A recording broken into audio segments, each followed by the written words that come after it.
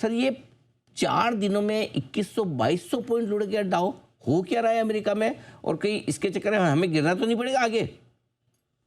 जी अनिल जी, अब भारत का मार्केट अगर देखें, वो सारा जो प्रेशर आ रहा है वो ग्लोबल से ही आ रहा है। और अमेरिका में क्या हो रहा है कि जो आर्टिफिशियल इंटेलिजेंस का जो थीम चल रहा है पिछले 2 सालों से, बहुत कॉन्सेंट्रेटेड बेट है और बहुत क्राउडेड ट्रेड भी है। बहुत फंड्स इसमें सम्मिलित हैं। इनफैक्ट अभी जो most recent bank of America का फंड में ग्लोबल फंड मैनेजर सर्वे आया है, उसमें उन्होंने ये चिंता जताई कि केवल 3.4% कैश फंड्स होल्ड करके बैठे हैं। तो बहुत कम कैश है और ज्यादा निवेशित हैं, और क्राउडेड ट्रेड, ये एआई ट्रेड में निवेशित है। ये एआई स्टॉक्स में थोड़ा सा सवालिया निशान आ रहा है कि इन्वेस्ट तो बहुत कर लिया, अब इसके रिटर्न कब आएंगे, ये सबसे अहम बात चल रही है। आज शाम को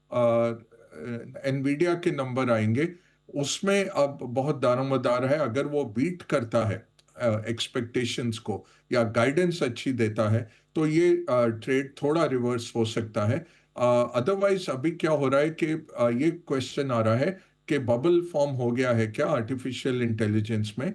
इस साल में $400 बिलियन तक खर्च हो रहे हैं। अगले साल फिर से $450 बिलियन ये आर्टिफिशियल इंटेलिजेंस में डाले जा रहे हैं केवल अमेरिका में। तो लोग यही पूछ रहे हैं कि इससे रेवेन्यू कहाँ है और कितनी देर बाद आएगा।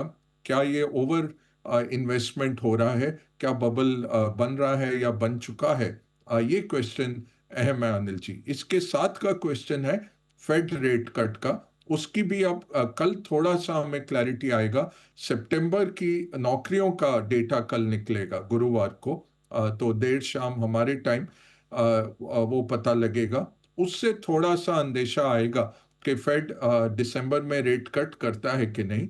अच्छी बात यह है कि Fed governor Waller, Christophe Waller का बयान आया परसों, जो मार्केट मूविंग नहीं था, बट उन्होंने बड़े स्पष्ट शब्दों में कहा कि इन्फ्लेशन अब इशू नहीं है, हमारी इशू है लेबर मार्केट, और रिसेशन ना आ जाए अगले साल, उसके लिए हमें रेट कट करना चाहिए। तो वॉलर एक आवाज निकल के आए जिन्होंने कहा कि रेट कट हो। नहीं तो ज्यादातर फेड जो वक्ता रहे पिछले हफ्ते, सबने कहा कि रेट कट अभी नहीं।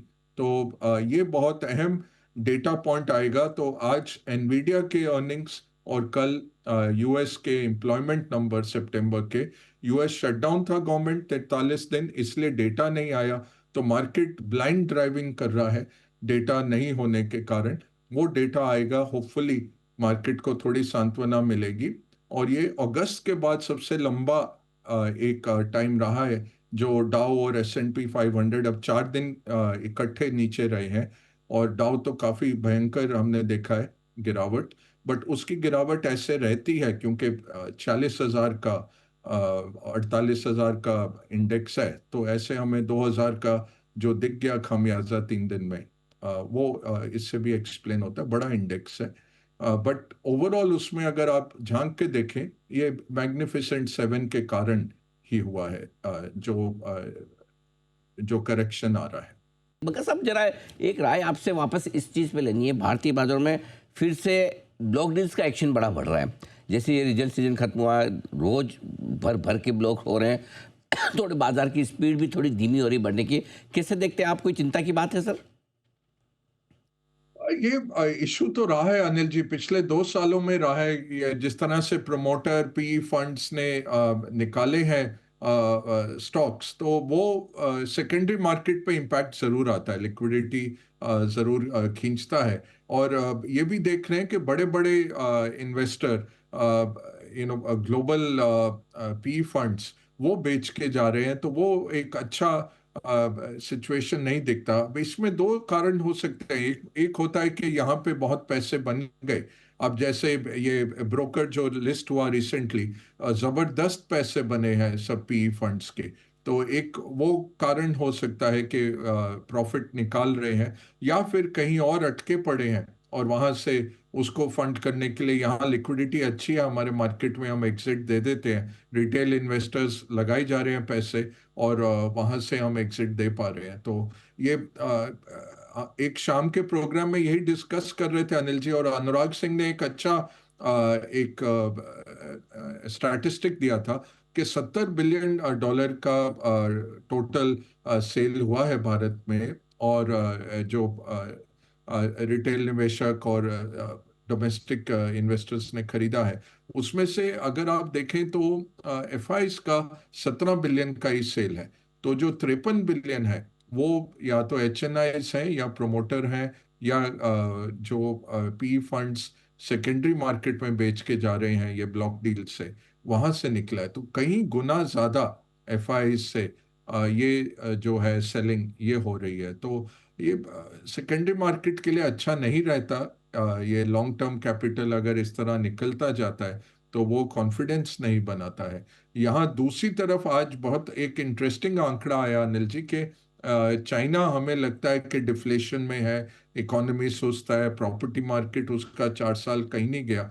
2 बारी चाइना ने मार्केट से पैसे उठाए पिछले 2 हफ्ते में। 5 नवंबर को $4 का यूरो डॉलर लेके आए, उसमें $120 बिलियन की बिडिंग आ गई।